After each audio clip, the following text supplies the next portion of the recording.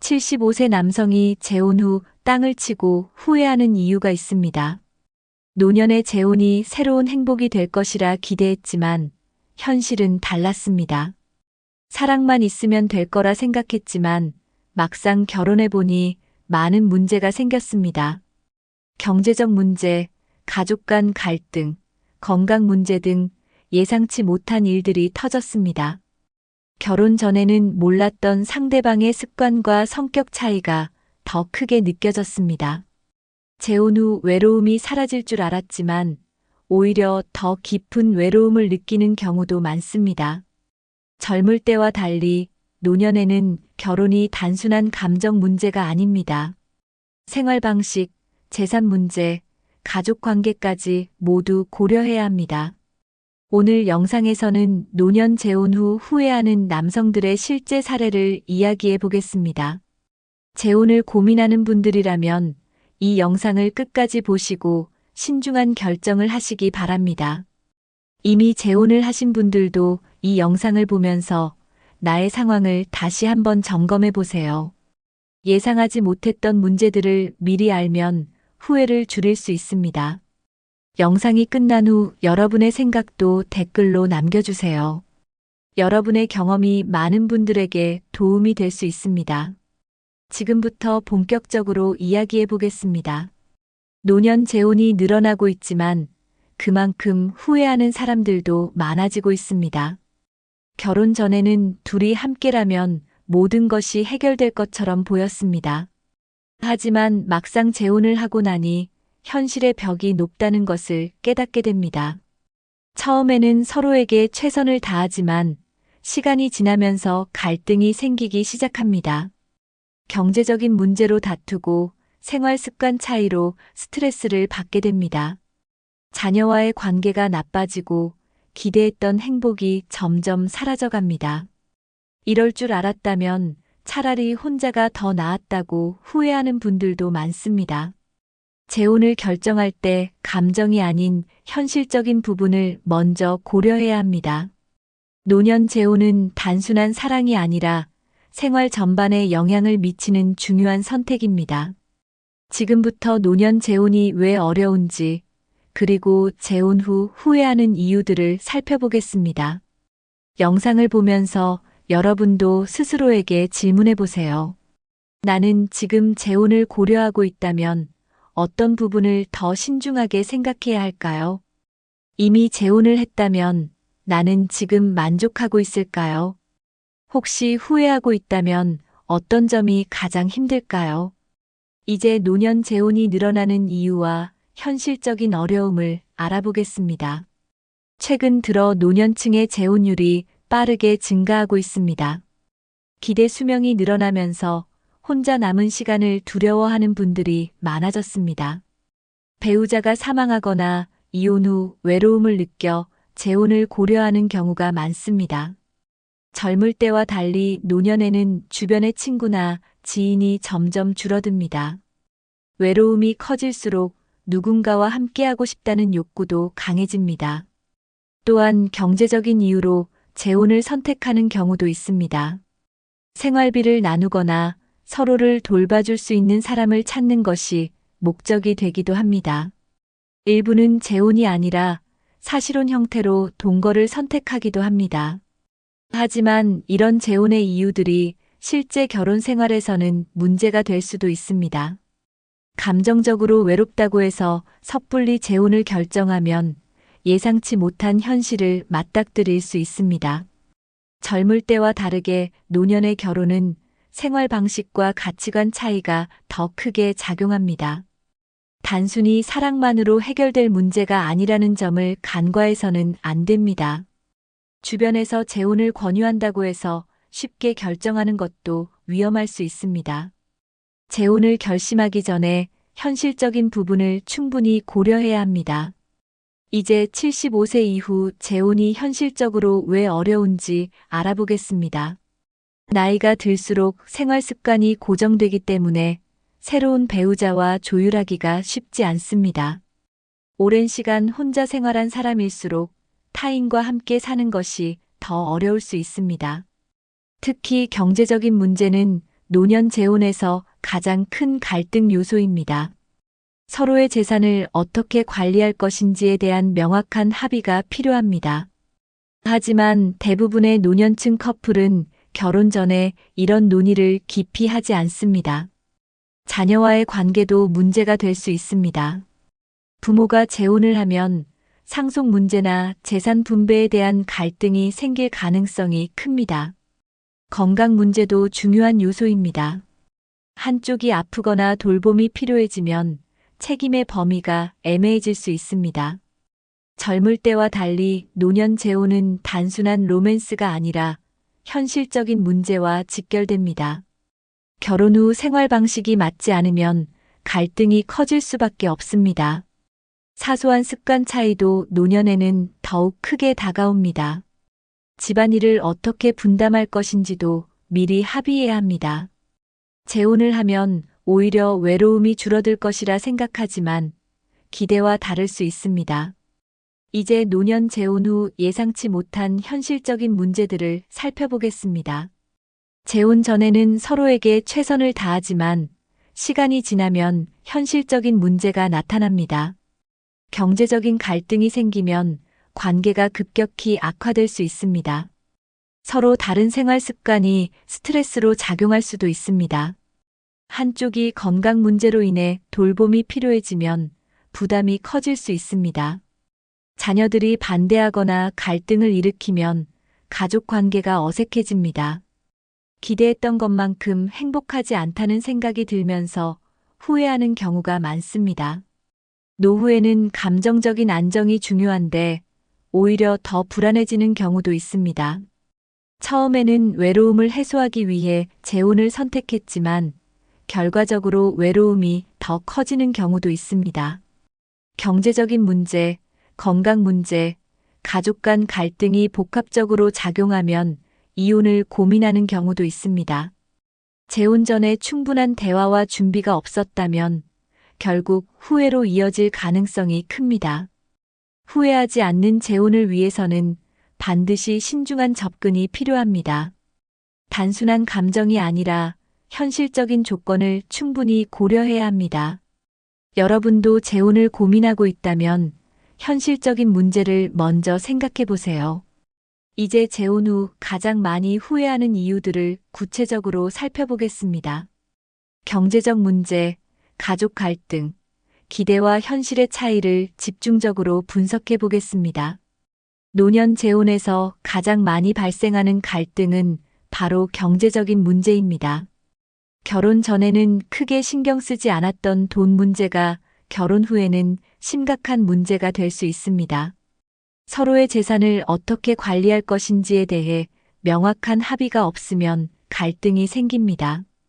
특히 상대방이 재산을 공동으로 관리하려 하거나 경제적으로 의존하려는 태도를 보일 때 문제가 커집니다. 일부 남성들은 재혼 후 배우자가 자신의 재산을 노리고 있다는 생각에 불안감을 느낍니다. 결혼 전에 모든 것이 사랑으로 해결될 것 같았지만 막상 결혼 후에는 현실적인 문제가 중요하게 다가옵니다. 상대방의 소비 습관이 본인과 맞지 않거나 불필요한 지출이 많을 경우 스트레스가 커집니다.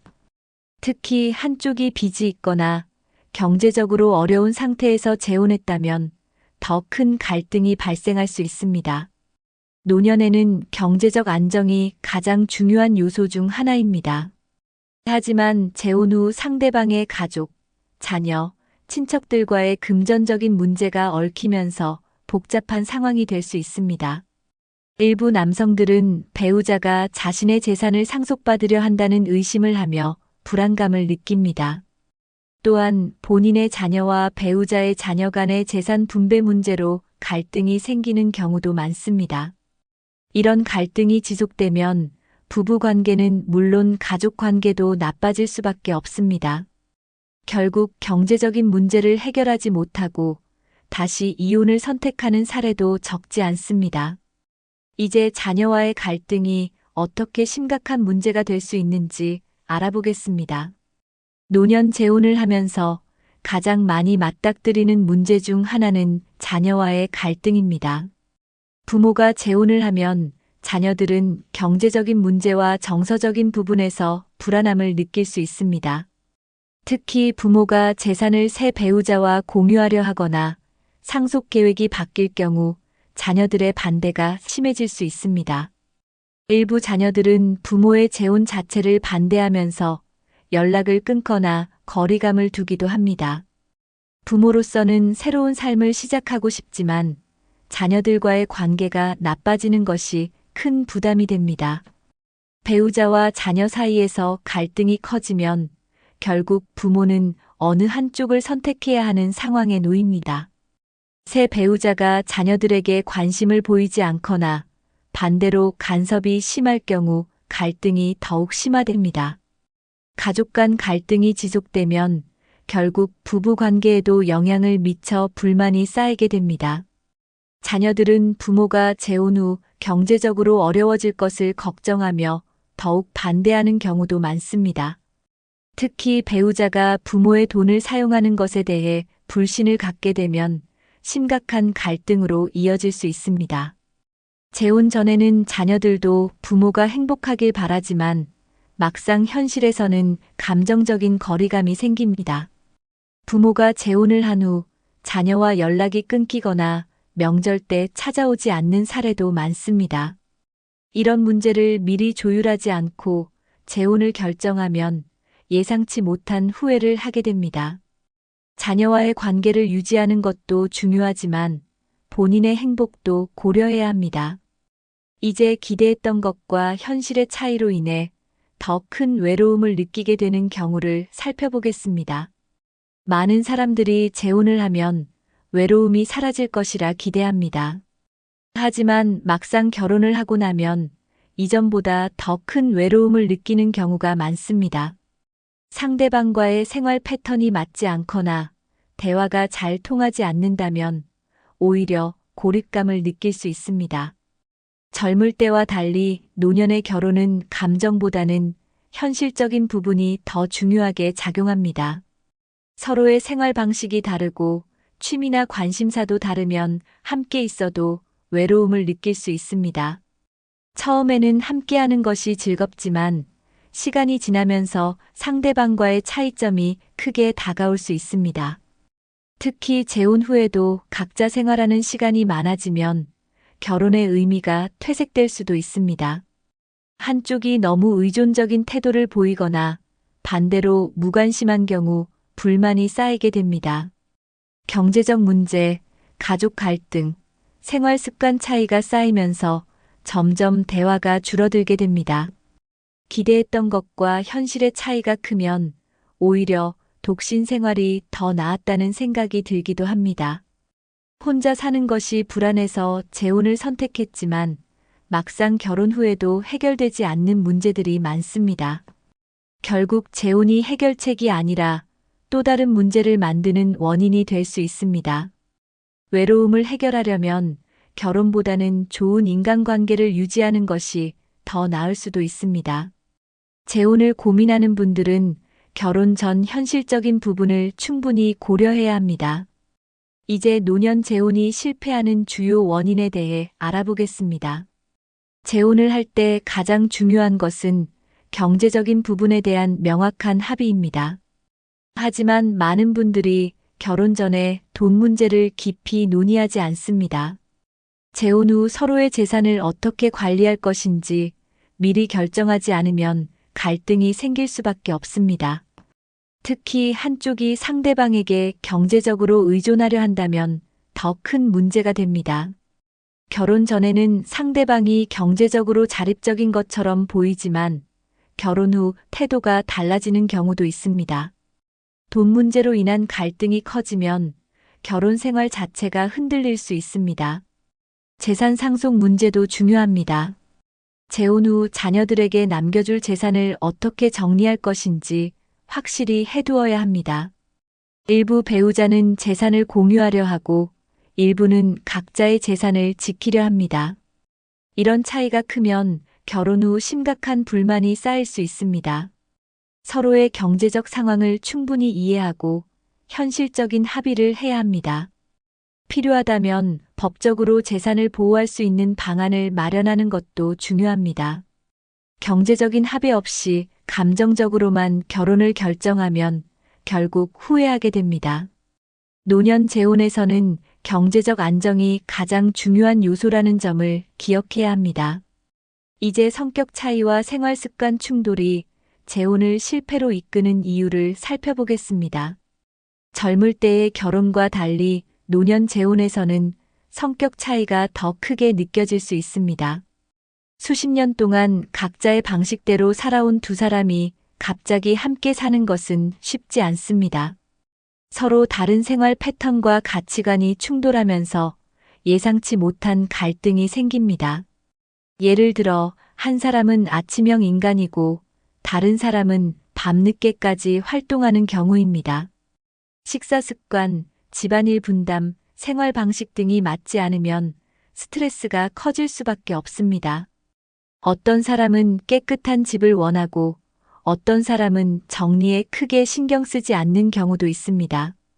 취미나 여가 생활도 다르면 함께하는 시간이 불편하게 느껴질 수 있습니다.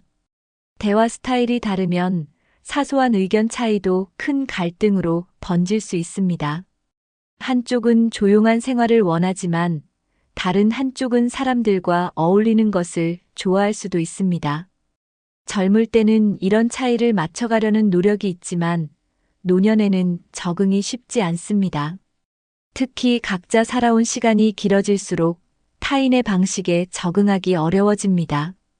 성격이 맞지 않으면 함께 있는 시간이 점점 부담스럽게 느껴질 수도 있습니다. 결국 처음에는 잘 지낼 것 같았던 관계가 점점 멀어지게 됩니다. 이런 이유로 노년 재혼 후 각방을 쓰거나 별거 상태로 지내는 부부도 많습니다. 이제 건강 문제와 간병 부담이 재혼을 어렵게 만드는 이유를 살펴보겠습니다. 노년 재혼에서는 건강 문제가 중요한 요소가 됩니다. 한쪽이 건강을 유지하는 동안에는 문제가 없지만 건강이 악화되면 상황이 달라집니다. 배우자가 아프면 자연스럽게 간병 부담이 따라오게 됩니다. 처음에는 서로 돌봐주겠다고 약속하지만 현실에서는 쉽지 않습니다.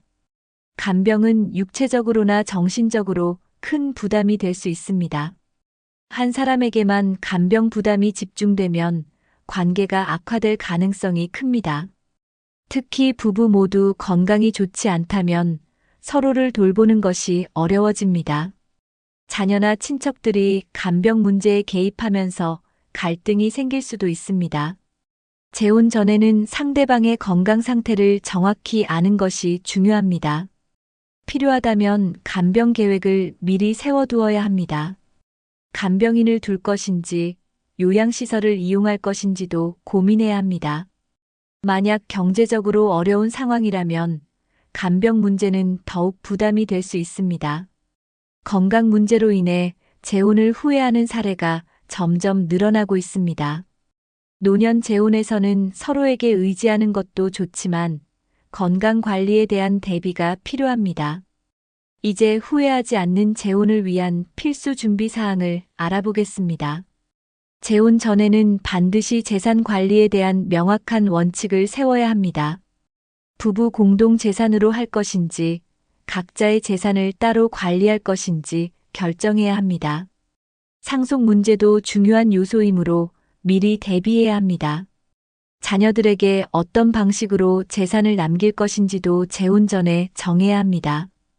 법적인 보호 장치를 마련하는 것도 필요합니다.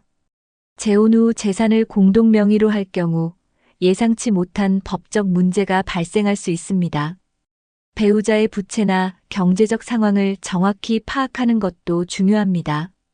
부채가 있다면 결혼 전에 해결할 방법을 논의해야 합니다.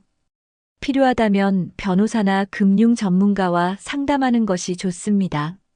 재산 문제로 인해 재혼 후 후회하는 경우가 많기 때문에 신중한 접근이 필요합니다.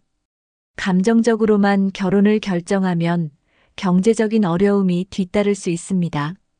재산 관리 원칙을 명확히 하면 불필요한 갈등을 줄일 수 있습니다. 재산 문제를 확실히 정리하는 것이 행복한 결혼 생활을 유지하는 데 도움이 됩니다. 여러분도 재혼을 고려하고 있다면 경제적인 부분을 우선적으로 점검해 보세요. 이제 자녀와 미리 조율해야 할 사항을 알아보겠습니다. 재혼 전에 자녀들과 충분한 대화를 나누는 것이 중요합니다.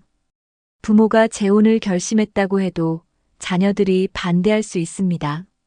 특히 재산 상속 문제는 자녀들에게 가장 민감한 부분입니다. 부모가 재혼을 하면 자녀들은 자신의 몫이 줄어든다고 생각할 수도 있습니다.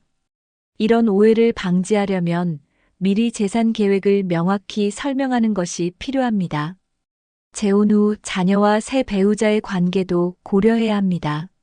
새 배우자가 자녀들과 원만한 관계를 유지할 수 있도록 조율하는 것이 중요합니다. 자녀들이 재혼에 대해 반감을 가지지 않도록 충분한 시간을 두고 논의해야 합니다.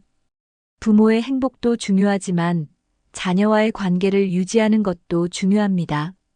결혼 후 가족 모임이나 명절 계획 등도 미리 조정해야 합니다. 갑작스럽게 새로운 가족이 생기는 것에 대한 적응이 필요할 수도 있습니다. 자녀와 원만한 관계를 유지하지 못하면 재혼 후 더 큰 스트레스를 받을 수 있습니다. 부모가 재혼한다고 해서 자녀와의 관계를 소홀히 하면 안 됩니다. 자녀가 부모의 결정을 존중할 수 있도록 충분한 이해와 설명이 필요합니다. 이제 서로의 생활 방식과 건강 상태를 점검하는 것이 왜 중요한지 알아보겠습니다. 재혼 전에 서로의 생활 방식이 얼마나 맞는지 점검해야 합니다. 생활 패턴이 너무 다르면 결혼 후 적응하는 것이 어려울 수 있습니다. 식사 습관, 여가 활동, 집안일 분담 등 세부적인 부분까지 확인하는 것이 필요합니다. 서로의 건강 상태도 솔직하게 공유해야 합니다.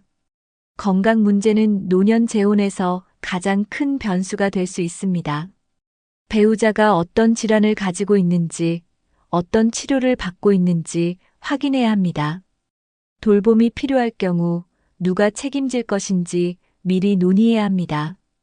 의료비 부담이 어느 정도인지도 고려해야 합니다. 건강이 악화되었을 때 요양시설을 이용할 것인지도 미리 결정해야 합니다. 생활 방식과 건강 상태를 체크하면 결혼 후 겪을 문제를 미리 대비할 수 있습니다. 단순히 감정적인 이유로 재혼을 결정하면 예상치 못한 문제가 발생할 수 있습니다. 충분한 대화와 준비 없이 결혼하면 후회할 가능성이 높아집니다. 여러분도 재혼을 고민하고 있다면 현실적인 부분을 먼저 고려해 보세요. 이제 후회 없는 재혼을 위한 현실적인 조언을 알아보겠습니다.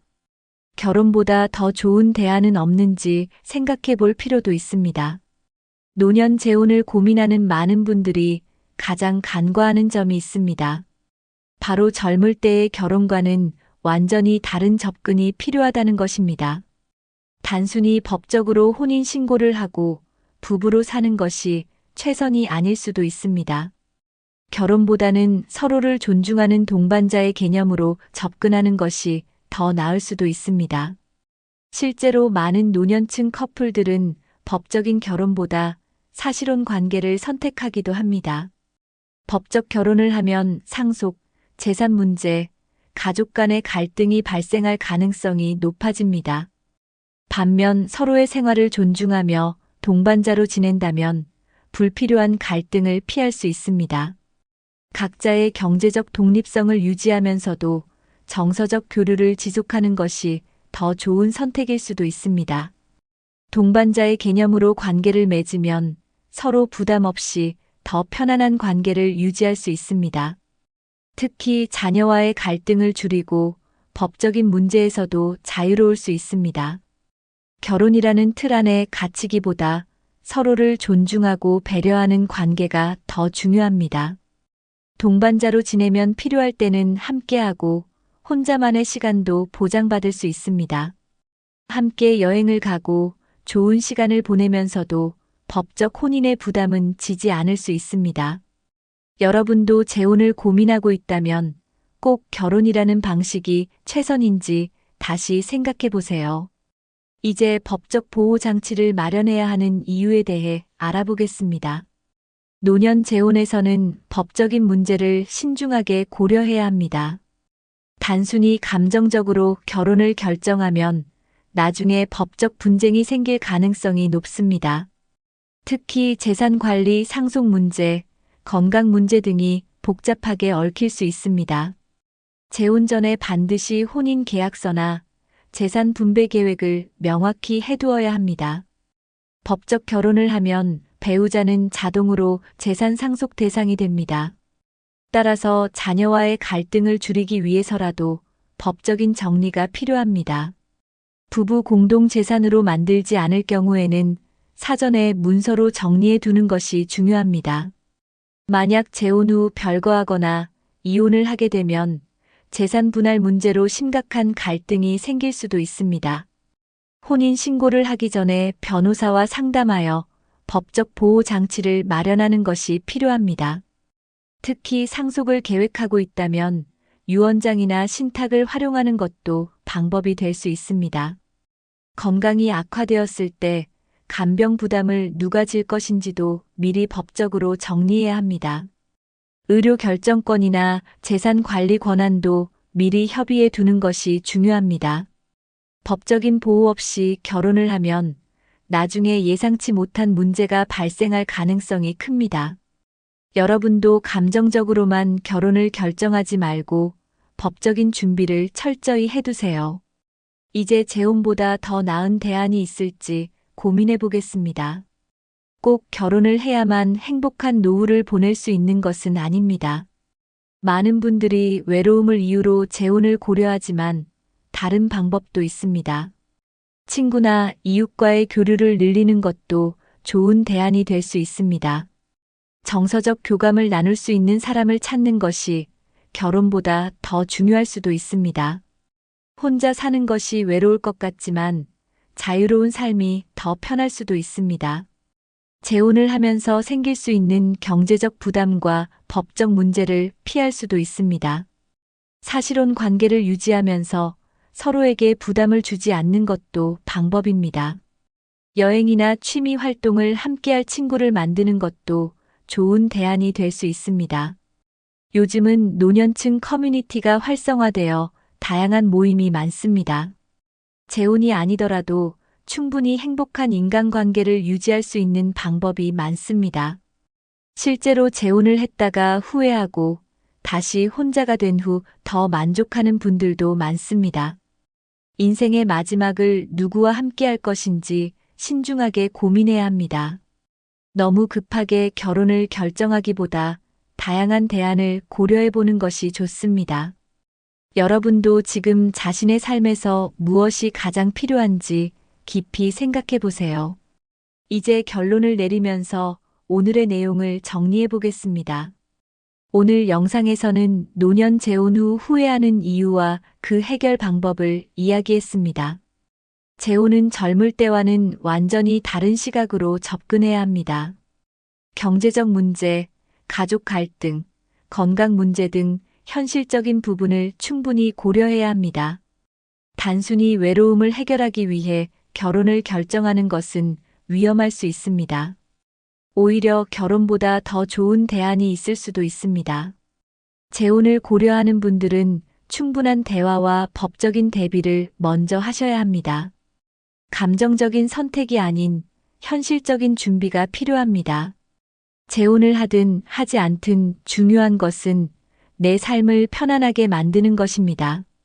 노후에는 무엇보다도 스스로의 행복이 가장 중요합니다. 여러분도 재혼을 고민하고 있다면 신중하게 결정하시길 바랍니다. 혹시 재혼 후 후회했던 경험이 있으신가요? 혹은 재혼을 고민하고 계신가요? 여러분의 생각을 댓글로 남겨주세요. 많은 분들에게 도움이 될 수 있을 것입니다. 다음 영상에서도 유익한 정보로 찾아뵙겠습니다.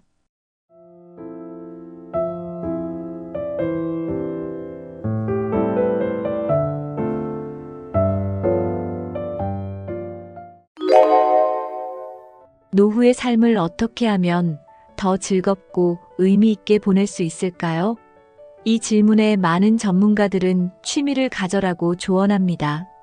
하지만 수많은 취미 중에서 어떤 취미가 노후에 가장 적합할까요? 이번 영상에서는 노후의 삶을 질적으로 풍요롭게 해줄 취미를 공개합니다. 특히 건강과 행복, 두 마리 토끼를 모두 잡을 수 있는 취미가 무엇인지 함께 알아보겠습니다. 많은 사람들이 선택한 노후 최고의 취미 1위의 비결을 들어보고 직접 시작할 수 있는 팁도 함께 소개할게요. 오늘의 작은 선택이 더 나은 노후를 만드는 큰 변화를 가져올 것입니다. 영상을 끝까지 시청하시면 여러분의 노후를 위한 최고의 취미를 발견하게 될 겁니다. 준비되셨나요? 지금 바로 시작해 보겠습니다. 1. 노후의 취미가 중요한 이유.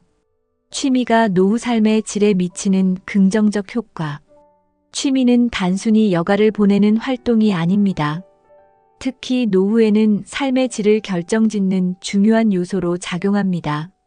취미는 우리의 하루를 더 의미 있고 즐겁게 만들어주는 강력한 도구입니다. 예를 들어 취미를 통해 새로운 기술을 배우거나 창작 활동을 한다면 성취감을 느낄 수 있습니다. 이는 정신 건강에도 긍정적인 영향을 미치며 우울감을 예방하는 데 효과적입니다. 또한 취미는 우리의 뇌를 활성화시켜 기억력과 사고력을 유지하는 데도 도움을 줍니다. 건강한 신체뿐 아니라 건강한 정신을 유지하는 데 취미는 필수적입니다. 노후의 취미는 단순한 선택이 아니라 행복한 삶을 위한 필수 조건입니다. 지금부터 취미의 중요성을 깨닫고 삶의 변화를 가져올 준비를 해보세요. 건강과 마음의 평화를 유지하는 데 취미의 역할. 취미는 우리의 건강과 마음의 평화를 유지하는 데 중요한 역할을 합니다. 예를 들어 가벼운 운동을 포함한 취미는 신체를 단련시키고 면역력을 강화시킵니다. 동시에 창작이나 음악 감상과 같은 활동은 스트레스를 줄이고 마음을 차분하게 만듭니다. 취미는 일상의 무료함을 깨고 활력을 불어넣어 줍니다. 특히 스트레스를 해소하고 긍정적인 감정을 끌어내는데 효과적입니다. 규칙적으로 취미 활동을 하면 더 나은 수면 습관을 가질 수 있고 건강 전반에 긍정적인 영향을 미칩니다. 노후의 취미는 단순한 활동이 아니라 우리 삶을 안정적이고 행복하게 유지하는 데 중요한 도구입니다. 지금 나에게 맞는 취미를 찾는 것이 건강하고 평화로운 삶의 시작입니다. 취미가 사회적 관계와 연대감을 형성하는 방법. 취미는 단순히 개인적인 만족을 넘어 사회적 관계를 형성하는 데도 큰 도움을 줍니다. 취미를 통해 사람들과 자연스럽게 어울리며 새로운 친구를 사귈 수 있습니다. 예를 들어 동호회나 취미 모임에 참여하면 공통의 관심사를 가진 사람들과 교류할 기회가 생깁니다. 이러한 사회적 활동은 외로움을 줄이고 삶에 활력을 더해줍니다. 특히 노후에는 사람들과의 관계가 삶의 질에 큰 영향을 미칩니다. 취미는 우리를 더 열린 마음으로 만들어주고 다양한 사람들과의 교류를 가능하게 합니다. 이는 우리의 삶을 더 풍성하고 다채롭게 만들어줍니다. 취미 활동을 통해 새로운 사회적 연결고리를 만들어 보세요. 이는 삶의 또 다른 즐거움과 만족을 가져다 줄 것입니다. 2. 노후에 인기 있는 취미 TOP 3. 가볍게 즐길 수 있는 건강 중심의 취미. 첫 번째로 추천할 취미는 건강을 중심으로 한 가벼운 활동입니다. 대표적으로 걷기, 요가, 혹은 정원 가꾸기가 있습니다. 이러한 활동들은 신체를 단련하면서도 과도한 부담을 주지 않아 누구나 쉽게 시작할 수 있습니다. 걷기는 심혈관 건강을 증진시키고 요가는 유연성과 균형감을 향상시키는 데 도움을 줍니다. 정원 가꾸기는 자연과 함께하며 심리적 안정감을 제공하는 취미로 인기가 많습니다. 또한 이런 활동은 일상에 작은 운동을 더해 건강을 유지하는 데 탁월한 방법입니다. 건강 중심의 취미는 몸뿐만 아니라 마음에도 큰 만족감을 줍니다. 규칙적으로 실천한다면 더 건강하고 활기찬 노후를 만들 수 있습니다. 지금부터라도 가볍게 시작할 수 있는 건강 취미를 찾아보세요. 창의력과 배움을 자극하는 취미 활동. 두 번째로 추천할 취미는 창의력과 배움을 자극하는 활동들입니다. 예를 들어 그림 그리기, 악기 배우기, 글쓰기 등이 이에 해당합니다. 이런 활동들은 우리의 뇌를 활성화시키고 새로운 기술을 배우는 즐거움을 제공합니다. 특히 창작 활동은 스트레스를 줄이고 성취감을 높이는 데 탁월합니다. 악기를 배우는 것은 기억력과 집중력을 향상시키며 글쓰기는 자신을 표현하는 좋은 방법입니다. 또한 이런 활동들은 창의력을 발휘할 기회를 제공해 삶에 활력을 더합니다. 배움을 통해 느끼는 즐거움은 노후의 삶을 풍요롭게 만듭니다. 지금 나만의 창작 활동을 찾아 새로운 즐거움을 시작해 보세요. 창의적인 취미는 당신의 삶을 더 흥미롭고 의미 있게 만들어줄 것입니다. 혼자서도 함께해도 좋은 취미 추천. 혼자서도 함께해도 즐길 수 있는 취미는 노후에 특히 좋습니다. 예를 들어 독서와 같은 혼자만의 시간을 즐길 수 있는 취미는 마음을 차분하게 만들어줍니다. 동시에 등산이나 춤과 같은 활동은 친구나 가족과 함께 즐기기에 적합합니다. 이런 취미는 혼자일 때의 고요함과 함께할 때의 활력을 모두 제공합니다. 특히 함께하는 취미는 관계를 강화하고 즐거운 추억을 만들어줍니다. 혼자만의 시간이 필요할 때는 독서나 퍼즐을, 사람들과 어울리고 싶을 때는 동호회 활동을 추천합니다. 혼자서도 함께해서도 즐길 수 있는 취미는 균형 잡힌 삶을 만들어줍니다. 지금 당신의 생활에 맞는 취미를 찾아보세요. 이런 취미는 삶에 더 큰 만족과 행복을 가져다 줄 것입니다. 3. 노후 취미 압도적 1위의 이유. 신체적 건강을 지켜주는 특징. 노후 최고의 취미 1위는 단순한 즐거움 이상의 가치를 제공합니다. 이 취미는 신체 활동을 통해 건강을 유지하는 데 중요한 역할을 합니다. 예를 들어 몸의 균형감과 유연성을 향상시키고 근육을 강화하는 데 도움을 줍니다. 규칙적인 움직임은 심혈관 건강을 유지하고 체중 관리에도 효과적입니다. 이 취미는 신체적인 부담이 크지 않아 누구나 쉽게 시작할 수 있다는 점에서 특별합니다. 또한 신체 활동을 통해 스트레스를 해소하고 긍정적인 에너지를 얻을 수 있습니다. 건강한 몸은 노후 삶의 질을 결정짓는 핵심 요소이며 이 취미는 이를 효과적으로 지원합니다. 신체 건강을 지켜주는 활동은 장수와 행복을 동시에 가져다 줍니다. 노후에도 신체를 잘 관리하고 싶다면 이 취미를 꼭 고려해 보세요. 정신적 안정과 집중력을 높이는 효과.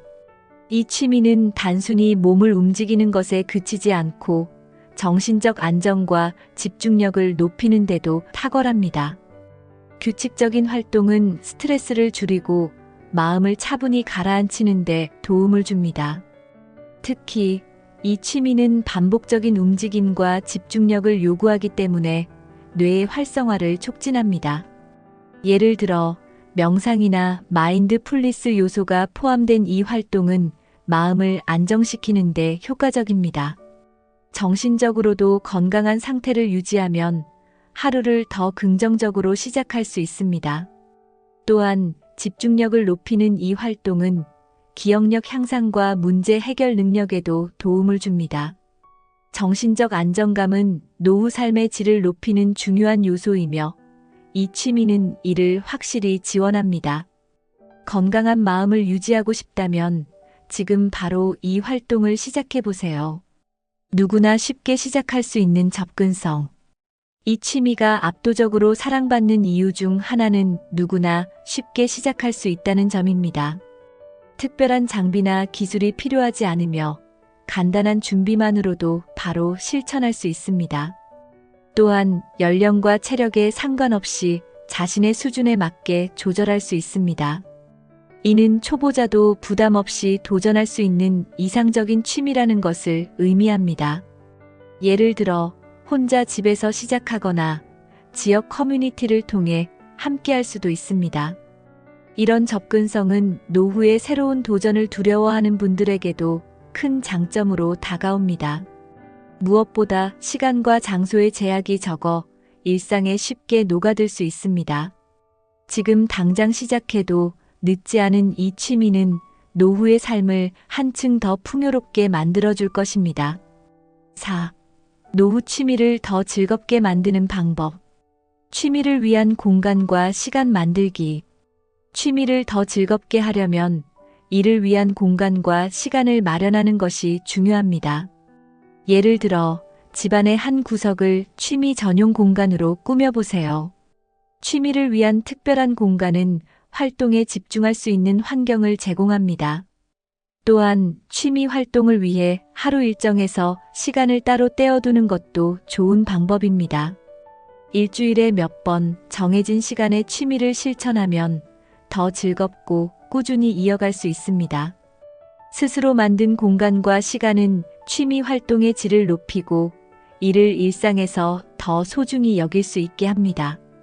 취미를 즐기는 환경을 만드는 작은 노력이 삶의 질을 높이는데 큰 변화를 가져옵니다.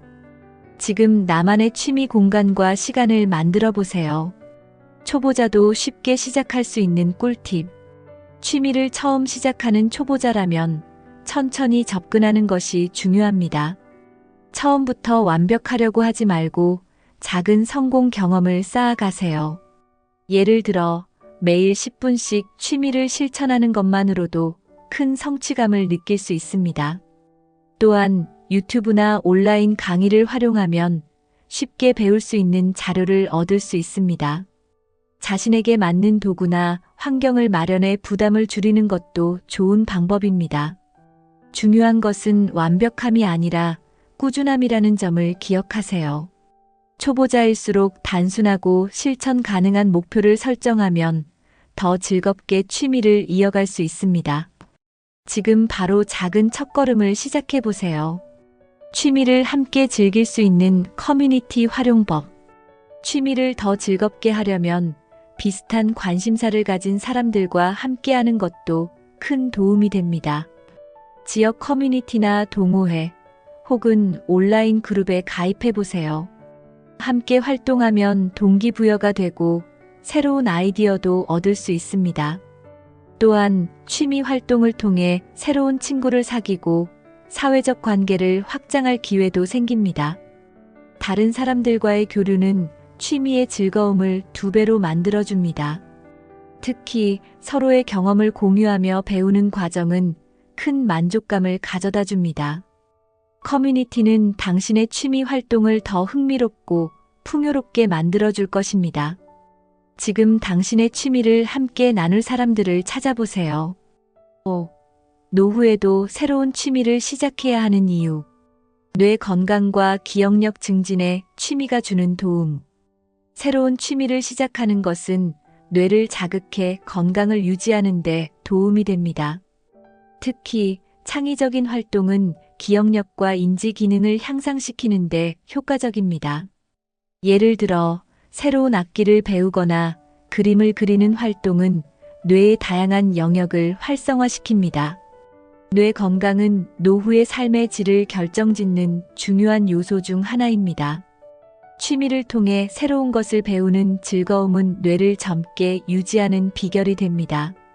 정기적으로 취미를 실천하면 치매 예방에도 도움을 줄 수 있습니다. 건강한 뇌는 더 행복하고 독립적인 노후를 만들어줍니다. 지금 당장 새로운 취미를 시작하며 뇌 건강을 지켜보세요. 노후의 취미는 단순한 여가 활동이 아닙니다. 그것은 건강과 행복, 그리고 삶의 활력을 되찾는 열쇠입니다. 오늘 소개한 취미를 바탕으로 당신의 노후를 더 의미 있고 풍요롭게 만들어 보세요. 이 영상이 유익하셨다면 구독과 좋아요를 눌러주세요. 더 많은 유익한 정보로 여러분의 멋진 노후를 응원하겠습니다.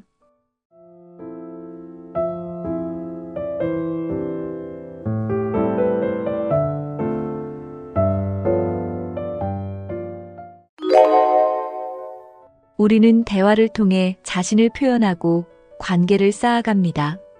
하지만 잘못된 말 한마디가 때로는 우리의 이미지를 약화시키고 심지어 만만한 사람으로 보이게 만들 수 있습니다.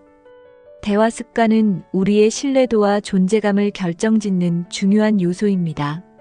오늘은 만만하게 보이지 않기 위해 절대 하지 말아야 할 말들과 올바른 대화 습관을 만들기 위한 방법을 이야기해 보려고 합니다.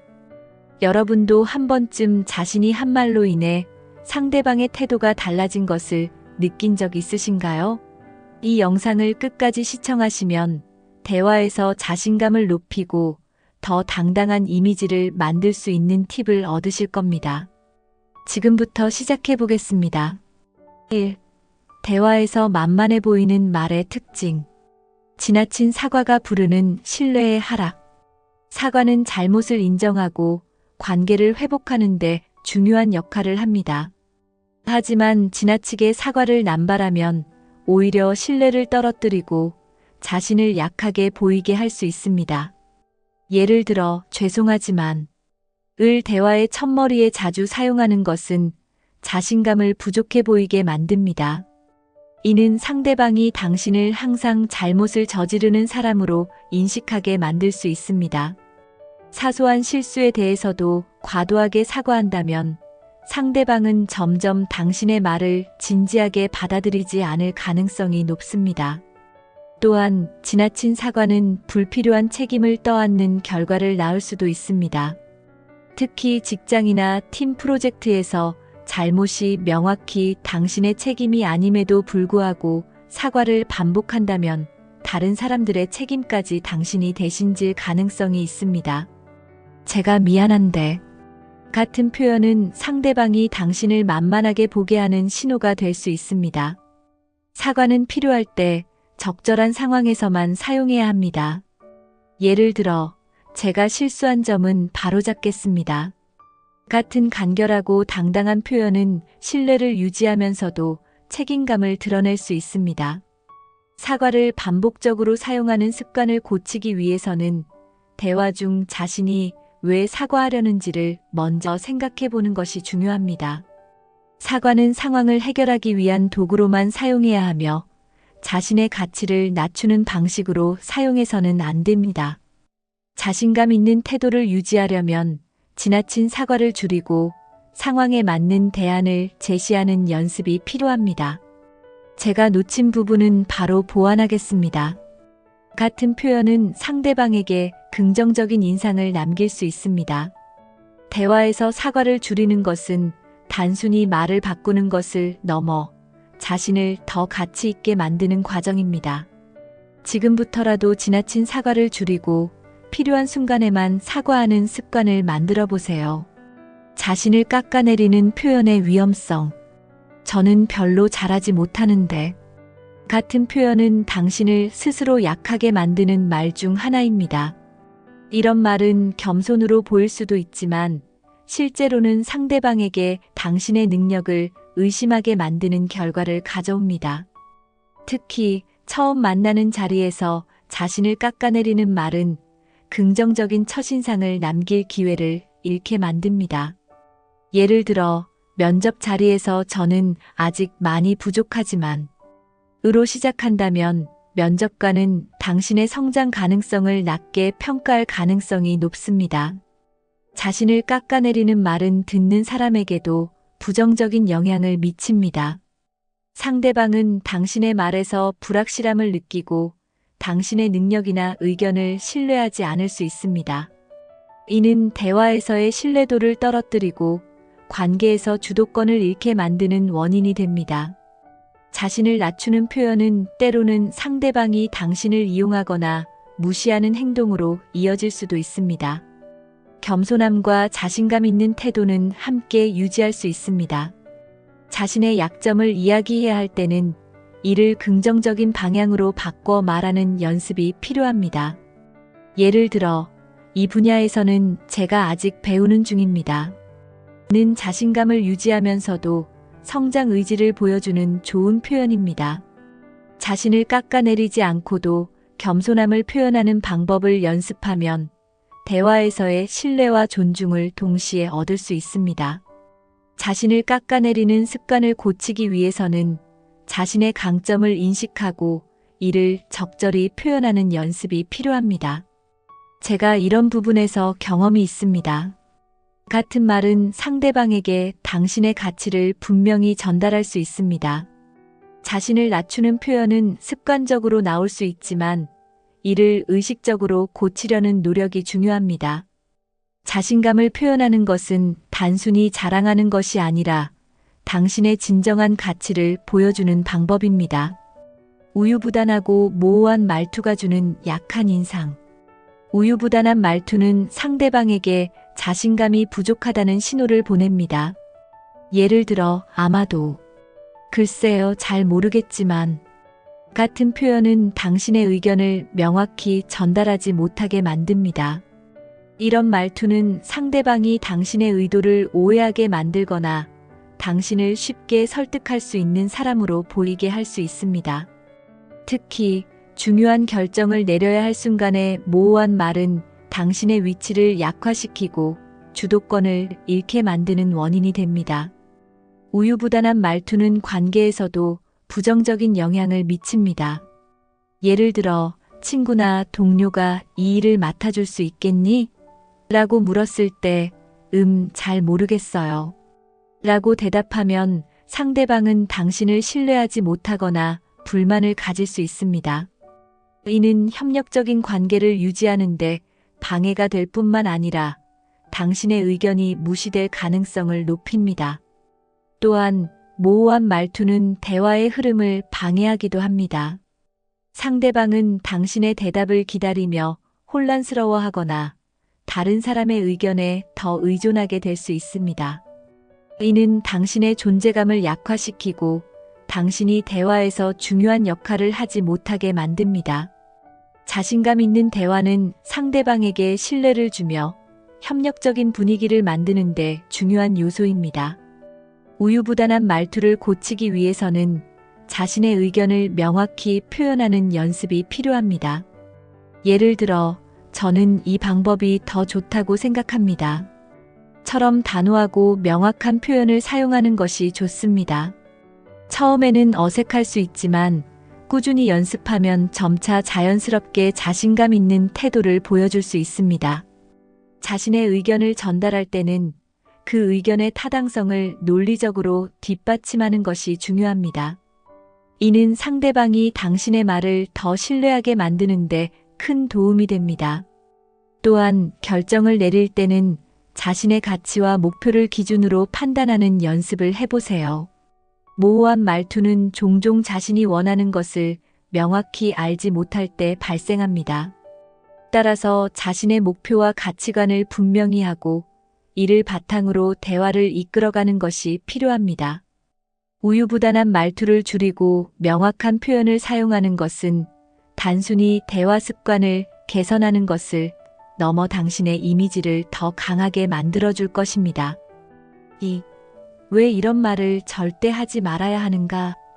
자신감 없는 말이 관계에 미치는 영향. 자신감 없는 말은 관계에서 신뢰를 무너뜨리는 주요 원인 중 하나입니다. 예를 들어, 제가 할 수 있을지 모르겠어요. 라는 말은 상대방이 당신의 능력에 의문을 품게 만듭니다. 이는 단순히 개인적인 불안감을 드러내는 것을 넘어 상대방에게 당신을 신뢰할 이유를 제공하지 못합니다. 관계에서 신뢰는 핵심적인 요소이기 때문에 자신감 없는 말은 그 관계를 약화시키는 결과를 가져올 수 있습니다. 자신감 없는 말은 상대방에게 당신을 쉽게 대하거나 만만하게 보이게 할 수도 있습니다. 예를 들어 친구나 동료가 당신의 의견을 묻는 상황에서 저는 잘 모르겠어요. 당신이 알아서 하세요. 라고 대답한다면 당신의 의견은 중요하지 않다는 메시지를 전달하게 됩니다. 이는 상대방이 당신의 역할을 과소평가하거나 대화를 주도하려는 의지를 약하게 보게 만들 수 있습니다. 또한 자신감 없는 말은 협력적인 관계를 구축하는데 방해가 됩니다. 상대방은 당신의 불확실함으로 인해 혼란을 느끼거나 당신을 신뢰하지 않고 다른 사람에게 의존하게 될 수 있습니다. 이는 대화에서 당신의 입지를 약화시키고 관계에서도 주도권을 잃게 만드는 원인이 됩니다. 자신감 있는 말투는 단순히 강해 보이는 것을 넘어 상대방과의 신뢰를 쌓는 중요한 요소입니다. 자신감 없는 말을 줄이기 위해서는 자신의 가치를 인식하고 이를 바탕으로 대화를 이끌어가는 연습이 필요합니다. 자신이 가진 능력과 경험을 긍정적으로 평가하고 이를 명확히 전달하는 습관을 들여보세요. 제가 할 수 있는 부분은 최선을 다하겠습니다. 같은 표현은 자신감을 보여주면서도 상대방에게 신뢰를 줄 수 있습니다. 관계에서 신뢰를 유지하기 위해서는 자신의 말을 신중히 선택하고 자신감 있는 태도를 유지하는 것이 중요합니다. 부정적인 이미지로 인해 신뢰를 잃는 이유. 부정적인 이미지는 단순히 개인적인 호감도를 낮추는데 그치지 않고 신뢰를 잃는 근본적인 원인이 될 수 있습니다. 예를 들어, 제가 이걸 제대로 할 수 있을지 모르겠어요. 같은 말은 듣는 사람으로 하여금 당신의 능력을 의심하게 만듭니다. 이런 표현은 특히 직장이나 중요한 협상 자리에서 상대방이 당신을 신뢰하지 못하도록 만들 수 있습니다. 부정적인 이미지는 대화의 흐름을 방해하기도 합니다. 상대방은 당신의 말에서 확신을 느끼지 못하고 당신이 전하려는 메시지를 가볍게 받아들일 가능성이 큽니다. 특히 자신을 비난하거나 부족함을 지나치게 강조하는 태도는 당신이 가진 장점과 강점을 상대방이 보지 못하게 만듭니다. 부정적인 이미지를 줄이려면 자신의 말을 긍정적이고 구체적으로 표현하는 것이 중요합니다. 부정적인 이미지는 한번 형성되면 바꾸기 어렵습니다. 예를 들어, 항상 실수만 하는 것 같아요. 같은 표현은 자신을 약화시킬 뿐만 아니라 다른 사람들에게 당신이 믿을 수 없는 사람이라는 인식을 심어줄 수 있습니다. 이는 단순히 순간의 말실수로 끝나지 않고 장기적인 관계에도 영향을 미치게 됩니다. 부정적인 이미지를 줄이기 위해서는 자신의 강점을 자주 상기하며 대화에서 이를 활용하는 연습이 필요합니다. 예를 들어, 제가 전에 이와 비슷한 일을 성공적으로 처리한 적이 있습니다. 같은 표현은 자신감을 보여주면서도 신뢰를 구축할 수 있습니다. 또한 부정적인 이미지를 긍정적인 메시지로 바꾸는 기술을 연습해 보세요. 이는 당신의 대화 스타일을 더 나은 방향으로 변화시키는데 큰 도움이 됩니다. 권위와 영향력을 스스로 깎아내리는 결과, 말 한마디로 인해 스스로의 권위와 영향력을 약화시키는 경우가 많습니다. 예를 들어, 제 생각엔 그럴 수도 있지 않을까요? 같은 모호한 표현은 당신의 의견이 중요하지 않다는 메시지를 전달합니다. 이런 말은 듣는 사람에게 당신이 주도적으로 의견을 제시할 의지가 없다고 느끼게 만듭니다. 특히 직장이나 리더십이 필요한 자리에서는 이런 태도가 큰 약점으로 작용할 수 있습니다. 권위를 깎아내리는 말은 대화에서 주도권을 잃게 만듭니다. 당신이 명확하게 자신의 입장을 전달하지 않으면 상대방은 대화를 주도하려고 하고 당신의 의견을 무시할 가능성이 높아집니다. 이는 단순히 대화의 문제를 넘어 관계에서의 위치와 역할에도 부정적인 영향을 미칩니다. 권위와 영향력을 유지하려면 단호하고 명확한 표현을 사용하는 것이 중요합니다. 예를 들어, 이 부분에 대해 제 의견은 이렇습니다. 처럼 간결하고 확신에 찬 말은 당신의 권위를 강화하는데 큰 도움이 됩니다. 반대로 제가 잘 모르겠지만 제 생각엔 같은 말은 듣는 사람으로 하여금 당신의 의견을 신뢰하지 않게 만듭니다. 권위와 영향력을 유지하기 위해서는 자신의 의견을 명확히 전달하고 필요한 경우 결정을 내리는 태도를 보여야 합니다. 자신의 말을 통해 권위를 유지하려면 상황에 맞는 어휘와 어조를 사용하는 것도 중요합니다. 자신감 있는 목소리와 적절한 눈맞춤은 말의 효과를 더욱 강화시켜줍니다. 또한 자신의 의견을 논리적으로 뒷받침하는 자료나 경험을 제시하면 상대방이 당신을 더 신뢰하게 될 것입니다. 권위와 영향력을 유지하려는 노력은 단순히 대화 기술을 넘어 관계와 위치를 안정적으로 만들어주는 핵심 요소입니다. 3. 대화에서 만만해 보이지 않으려면 명확하고 단호한 대화 습관의 중요성. 명확하고 단호한 대화 습관은 당신을 더 신뢰받고 강한 인상을 남기게 만드는 중요한 요소입니다. 예를 들어, 그건 좀 애매한 것 같아요. 대신 제 생각에는 이 방법이 더 효과적일 것 같습니다. 라고 표현하면 상대방은 당신의 의견을 더 진지하게 받아들일 것입니다. 단호한 말투는 당신의 자신감을 보여주며 대화에서 주도권을 유지할 수 있게 합니다. 대화 중 단호함을 유지하려면 자신의 의견을 명확히 전달하는 연습이 필요합니다. 이는 단순히 예와 아니오를 정확히 말하는 것을 넘어 자신의 주장을 논리적으로 뒷받침하는 것을 포함합니다. 예를 들어, 이 제안이 적합한 이유는 3가지가 있습니다. 같은 말은 당신의 의견에 대한 신뢰도를 높이는데 효과적입니다. 단호함을 유지하려면 말뿐만 아니라 행동에서도 일관성을 유지해야 합니다. 자신이 한 말에 책임을 지고 필요할 때 결정을 내리는 태도는 상대방에게 강한 인상을 남깁니다.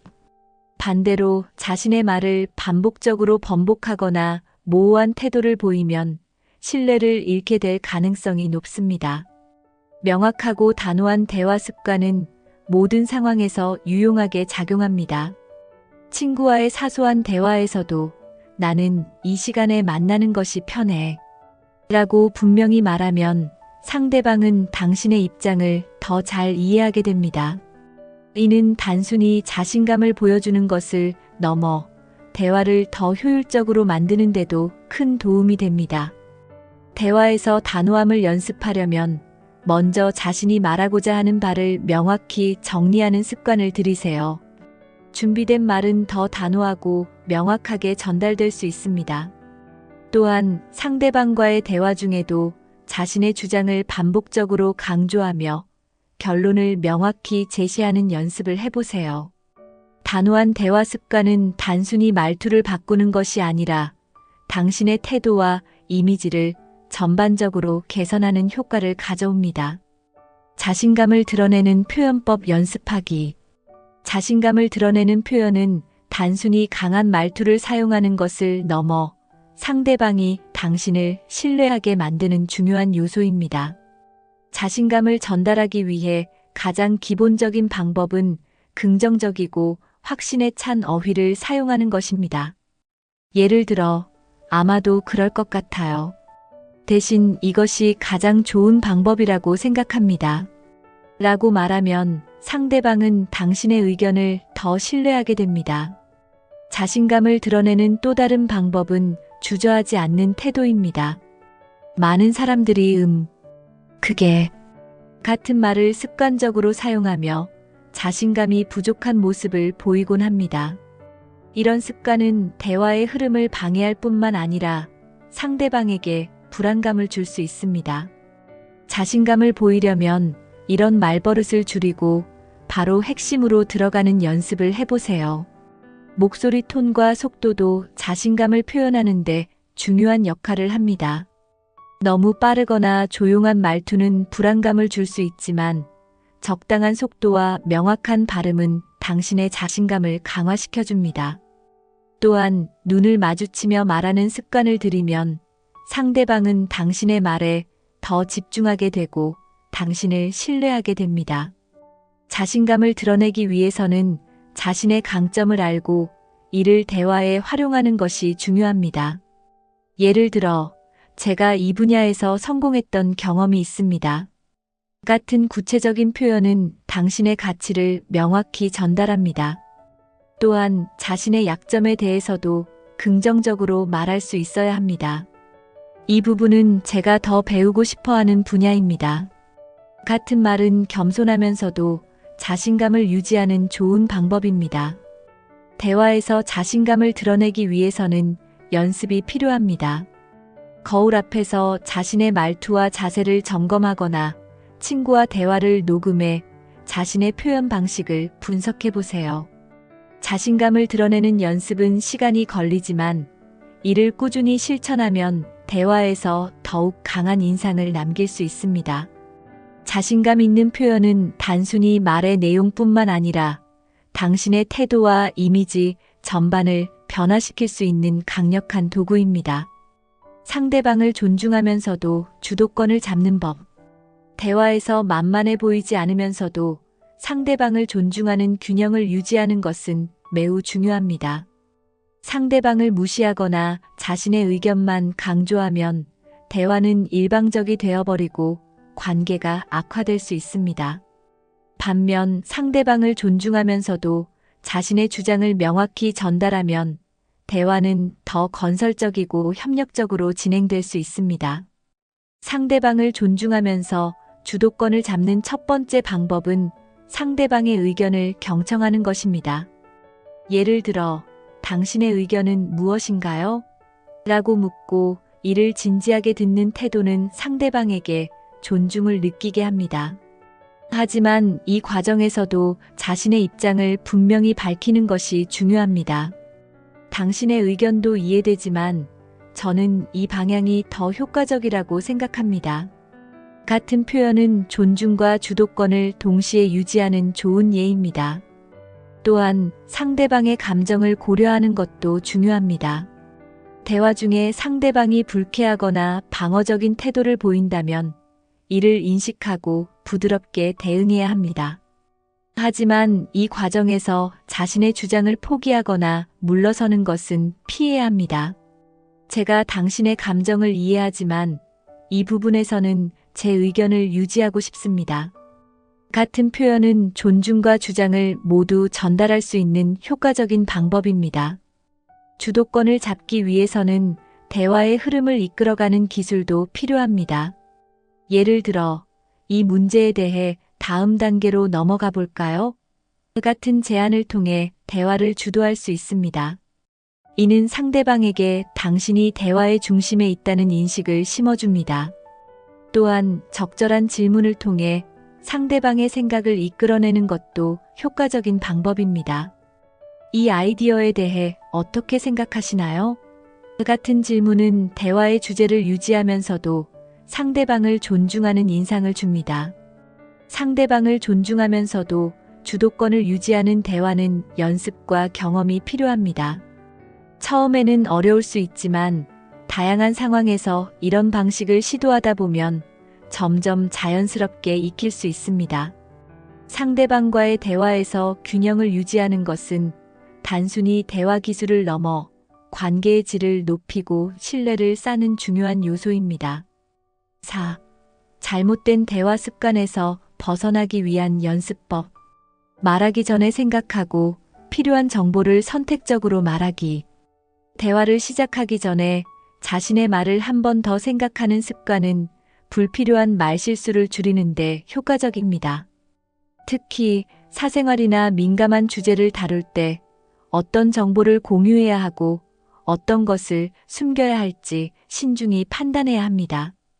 예를 들어, 제가 최근에 큰 실수를 해서 같은 말을 무심코 꺼냈다가 상대방이 이를 부정적으로 활용할 가능성이 있습니다.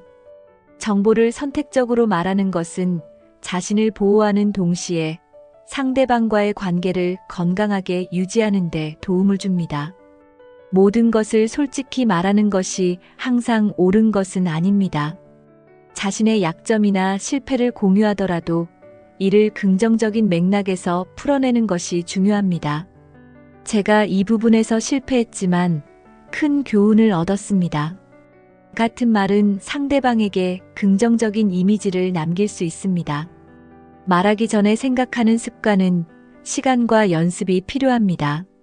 대화를 하기 전에 자신이 전하고자 하는 핵심 메시지를 머릿속에서 정리하고 불필요한 이야기를 덜어내는 연습을 해보세요. 이는 대화에서 더욱 명확하고 자신감 있는 태도를 유지할 수 있게 해줍니다. 예를 들어, 제가 드리고 싶은 핵심은 이것입니다. 처럼 간결하게 표현하는 것이 효과적입니다.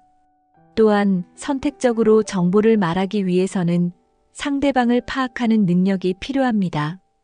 상대방이 어떤 주제를 중요하게 생각하는지 또는 어떤 정보를 듣고 싶어 하는지를 이해하면 대화가 훨씬 효율적이고 긍정적으로 흘러갈 수 있습니다.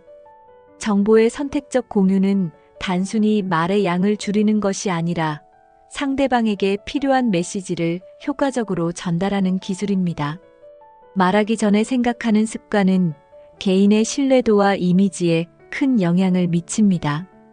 불필요한 정보를 줄이고 필요한 메시지를 전달하는 연습을 통해 대화에서의 실수를 줄이고 더 나은 결과를 얻을 수 있습니다. 이 습관을 꾸준히 연습하면 만만해 보이는 인상을 줄이고 대화의 주도권을 잡는 데 큰 도움이 될 것입니다. 긍정적인 자기 표현과 어투 개선하기.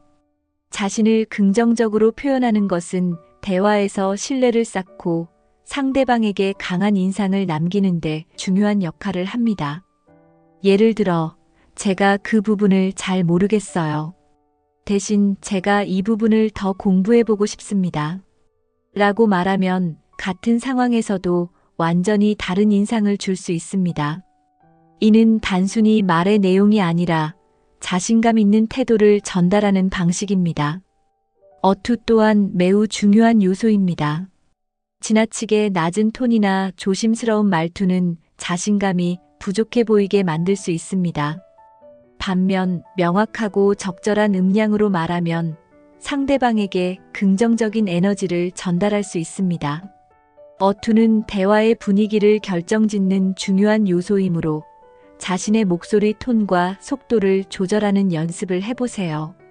긍정적인 자기 표현은 자신이 가진 강점을 인식하고 이를 자연스럽게 드러내는 데서 시작됩니다. 예를 들어, 제가 이 부분에서 강점을 가지고 있습니다. 또는 이전 경험을 바탕으로 이 문제를 해결할 수 있을 것 같아요. 같은 말은 상대방에게 당신의 능력을 신뢰하게 만드는데 효과적입니다. 이는 대화의 흐름을 더 긍정적으로 이끌어갑니다. 어투와 표현을 개선하기 위해서는 대화를 녹음해 보거나 거울 앞에서 연습하는 방법이 유용합니다. 자신의 목소리를 객관적으로 듣고 어투와 표현에서 개선할 부분을 찾아보세요. 또한 자신감 있는 사람들의 대화를 관찰하며 그들의 말투와 태도를 벤치마킹하는 것도 좋은 방법입니다. 긍정적인 자기 표현은 단순히 대화를 잘하는 것 이상의 효과를 가져옵니다. 이는 당신의 신뢰도를 높이고 상대방과의 관계를 더욱 깊게 만들어줍니다. 대화를 통해 자신을 효과적으로 표현하려면 자신의 강점을 꾸준히 인식하고 이를 적절히 드러내는 연습을 해야 합니다. 긍정적인 어투와 표현은 만만한 이미지를 줄이고 더 강한 인상을 남길 수 있는 가장 강력한 도구 중 하나입니다. 대화는 우리의 이미지를 결정짓는 가장 중요한 수단입니다. 오늘 이야기한 잘못된 대화 습관과 이를 개선하기 위한 방법을 활용하면 더 자신감 있고 신뢰받는 이미지를 만들 수 있을 것입니다. 만만해 보이지 않는 태도와 말을 연습하며 대화 속에서 자신의 가치를 더 높여보세요. 이 영상이 유익하셨다면 구독과 좋아요를 눌러주시고 여러